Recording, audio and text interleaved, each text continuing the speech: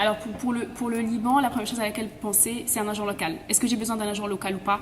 Sur le plan réglementaire, on n'en a pas besoin, mais sur le plan vraiment développement, il faudrait mieux passer par un agent. Il vous permet de vous développer sur le pays, mais il vous permet aussi de vous développer sur tous les pays avec lesquels le Liban a signé un accord, entre autres donc les pays en fait de la GAFTA, dans la grande zone arabe de libre-échange, que ce soit le Maroc, que ce soit la Tunisie, que ce soit l'Irak. Le Liban est un petit pays, mais c'est une porte vers les autres pays donc arabophones. Donc ça c'est un bon avantage, un agent de confiance, un agent fiable. Le Bureau Business France au Liban va vous permettre en fait de savoir quel agent choisir, va vous transmettre une liste avec lesquelles les entreprises travaillent, françaises en tout cas travaillent d'habitude, et ça vous donne quand même une certaine sécurité. Donc ça c'est la première chose. Deuxième chose, mon produit, est-ce que je dois le mettre en conformité ou pas à la réglementation? Est-ce que j'ai besoin d'un certificat? Est-ce qu'il faut que je l'inspecte avant embarquement ou pas? Là il y a une liste de produits à laquelle en fait vous devez vous référer, savoir oui ou non, j'ai besoin d'un certificat de conformité. Troisième point, est-ce que mon produit figure dans l'accord avec le Liban et l'Union européenne? Si votre produit figure avec cet accord de libre-échange, il va pouvoir passer en exonération de droits de douane. Pour moi, c'est les 3 points importants au Liban et c'est les points forts du pays. Concrètement, pareil pour la norme, pareil pour les réglementations, ça ressemble beaucoup à la réglementation européenne. Donc, si j'avais un conseil à donner, fiabiliser, sécuriser votre entrée sur le marché en ayant vraiment un bon accompagnement, entre autres avec le bureau ou nous pour les services réglementaires, pour tout ce qui est contraintes.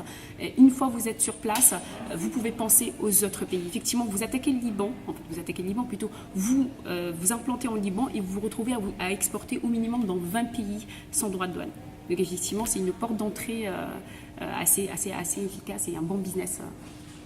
Après, pour ce qui est aussi de droits de douane et taxes, exemple, sur les produits cosmétiques, on va être sur des droits de douane et taxes de à peu près 25%.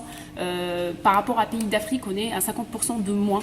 Donc effectivement, c'est un peu le point fort du pays. Le deuxième point fort du pays, c'est les accords qu'il a signés.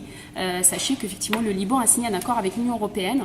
Donc les pays venant de l'Europe ayant répondu aux conditions qu'il faut dans l'accord bénéficient d'une exonération de droits de douane. On est à peu près à 90 voire 95 produits qui sont exonérés de droits de douane. Donc ça, c'est un bon avantage à prendre en considération. Le deuxième point, c'est effectivement le Liban, particulièrement par rapport à d'autres pays du Moyen-Orient et par rapport à des pays d'Afrique comme le Kenya ou l'Éthiopie qui sont effectivement anglo-saxons, répondent beaucoup à la réglementation européenne, se réfèrent beaucoup à la réglementation européenne. Exemple, si effectivement un produit, un marquage CE va entrer plus facilement qu'un produit qui ne l'est pas, qui est un produit d'un autre pays.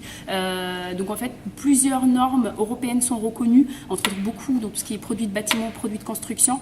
Les produits cosmétiques par exemple n'ont pas besoin d'enregistrement. Ça, c'est un point positif. Donc la procédure d'enregistrement est une procédure qui prend en général beaucoup de temps et qui coûte énormément à l'entreprise. Effectivement, si un produit cosmétique va être conforme à la réglementation libanaise, il va pouvoir entrer sur le marché sans aucun souci. Un certificat de vente libre, bien sûr, c'est un certificat qui prouve que le produit cosmétique est commercialisé en Europe. Et ça, il faut le présenter au niveau des douanes. Les dispositifs médicaux, il n'y a que les implantables, ce qu'on va utiliser vraiment dans tout ce qui est chirurgie, qui sont soumis à enregistrement. Les autres ne sont pas soumis à enregistrement. Il suffit juste de montrer en fait, au gouvernement libanais qu'effectivement le produit ne présente pas un danger pour la population libanaise. Il n'y a absolument aucun souci.